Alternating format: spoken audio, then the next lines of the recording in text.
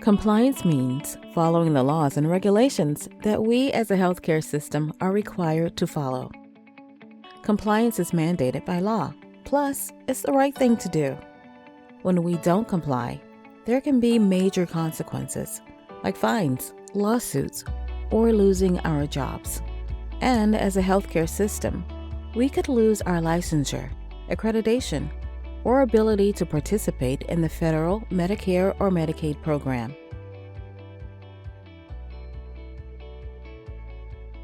Grady is required to meet all standards and requirements related to maintaining our license. Medicare and Medicaid also have strict regulations.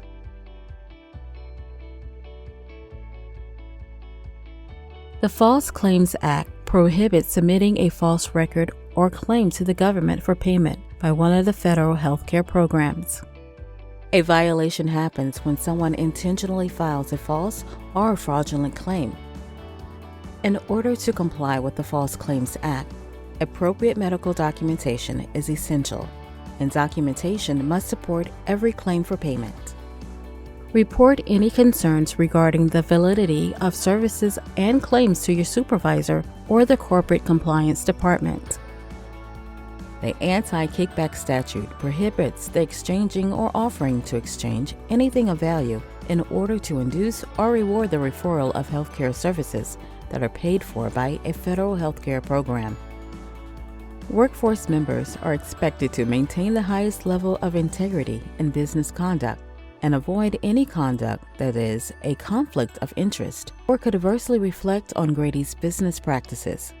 Employees should refrain from accepting gifts, services, entertainment, or other things of value based on a mutual understanding that decision-making or actions will be influenced with regard to the operation of Grady, and soliciting offers or accepting kickbacks, bribes, or other things of value for the referral of services to another provider. Next, we will take a look at a scenario concerning the anti-kickback statute. Guess what? This guy sent me a message on LinkedIn. He said that he would pay me $50 for every patient referral I send his way. John, you can't do that. You will get in so much trouble if you get caught. Come on, you can't be serious. He even offered to sponsor our department's holiday party. No one's gonna say anything. Besides, I need the money. I'm telling you, it's a bad idea. What is a bad idea? John got an email from someone offering him $50 for patient referrals. They even said they would pay for our holiday party. Don't do it, John. Oh, come on, not you too. All he's asking for is a list of patients and maybe the opportunity to see patients while they're still in the hospital every now and then. No, seriously, an employee who worked with me a year ago got caught, and they fired her on the spot. I'm telling you, Grady takes this type of thing seriously. We have to comply with anti-kickback statute. You are asking for trouble. Maybe you're right. Again, be mindful before accepting anything of value from vendors or a referral source. Violations of the anti-kickback statute can result not only in termination, but can also result in hefty fines and even imprisonment.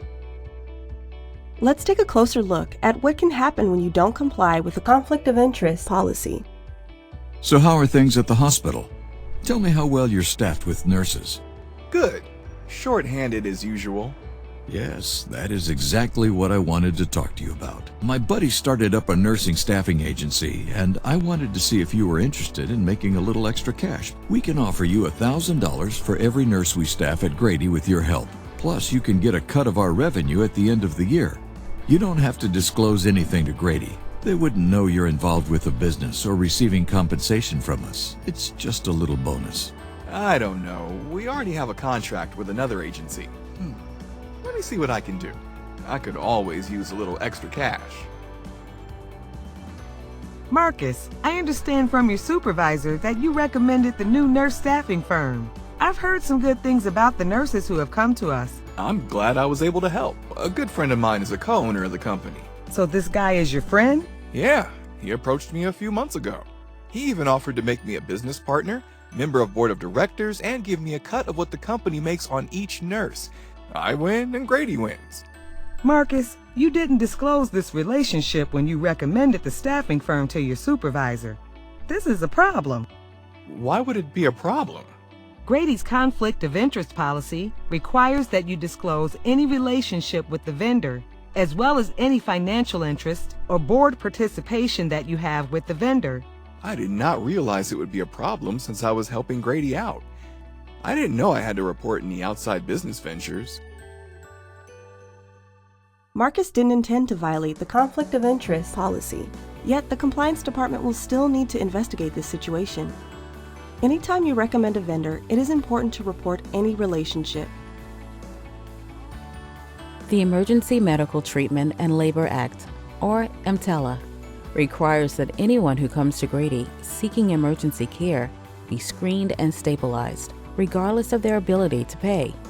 If you see someone on Grady's campus in need of emergency care, you can help by escorting them to the emergency department, calling 911, or calling Grady's Rapid Response Team. We're required to provide an appropriate medical screening examination to every patient on our campus seeking emergency care. This screening must be performed every time the patient presents seeking emergency care. If an emergency medical condition exists, we must stabilize the patient prior to transfer or discharge.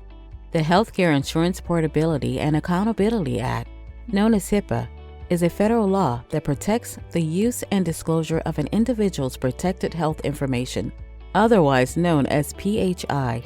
All of us must comply with these regulations. HIPAA consists of 2 rules. 1. There's a HIPAA privacy rule regarding who may access PHI and how it is disclosed. 2. And there's a HIPAA security rule regarding how to keep PHI safe. PHI is generally defined as any health information that can be used to identify a patient. PHI can be communicated in multiple ways, including electronic, paper, or verbal. Inappropriate or unauthorized use, access, or disclosure of PHI can be considered a HIPAA breach. Emily, it's been reported that you posted about a certain patient you're treating today. Wait, what? I don't understand. My account is private. Who would even see it? That's not the point. Grady's policies state that you are not allowed to post any information about patients. Okay. I posted about treating a certain movie star, but I didn't say which one. Posting details about a patient, even without their name, is a violation of Grady's HIPAA and social media policies. I'm going to have to report this to compliance for review. Use social media platforms responsibly.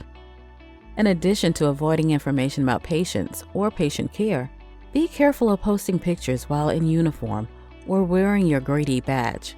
Avoid negative social media posts about Grady and use Grady tags and hashtags thoughtfully. Also avoid posting proprietary business information. Using, accessing, or disclosing PHI without a job-related purpose is a HIPAA violation and will subject employees to Grady's zero-tolerance policy. Breaches of HIPAA requires reporting to individuals affected, government, and possibly the media, depending on how many people were affected. Being granted EPIC access does not permit you to access patient information as you wish. You must have a job-related reason to access patient information. Oh, is that your patient? Nope. You can't do that. Oh, it's okay. He's my uncle. You can't look at someone's medical record if they're not your assigned patient. I know. I'm really worried about him. My aunt said he was super sick and they brought him in this morning. I just want to see what's going on with him. We're not allowed to do that. You just have to wait to hear from your aunt like any other caring family member. Just because we have medical record access doesn't mean we can use it to check up on a family member, Theo. I'm going to have to report this to compliance for review.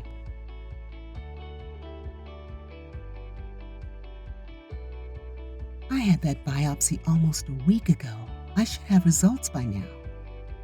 Let me try refreshing again. I just want to know my lab results. I know. I'll look at my medical chart. Let's see here. Noel, Hey, Daryl. is that your medical record? Yeah, I had a biopsy that I'm kind of nervous about, and I just wanted to see if the lab results are in. You can't look at your own chart.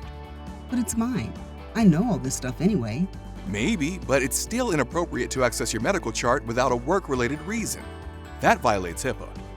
Oh, they just texted me that my results are negative. Phew. You need to let your manager or compliance know that you accessed your chart. Okay, I understand. You can also protect PHI by making sure you're sending information to the appropriate party.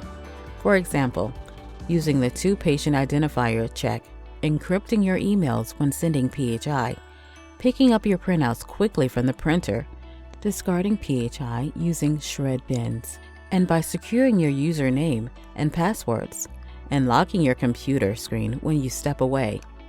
All Grady workforce members have an obligation to report any suspected compliance violations or concerns. Grady strictly prohibits retaliation against any workforce member who, in good faith, reports a concern about suspected or actual non-compliance. You can report compliance or HIPAA concerns directly to your department leader or anyone in Grady leadership, to the Chief Compliance and Privacy Officer or the Corporate Compliance Department, to the Grady Compliance Hotline, or for HIPAA violations by entering an event in the event reporting system. When we understand how to recognize, report, and resolve compliance and HIPAA violations, we can provide a safe, functional, and supportive environment for outpatients, staff, and visitors. Thank you for participating in our HIPAA compliance module.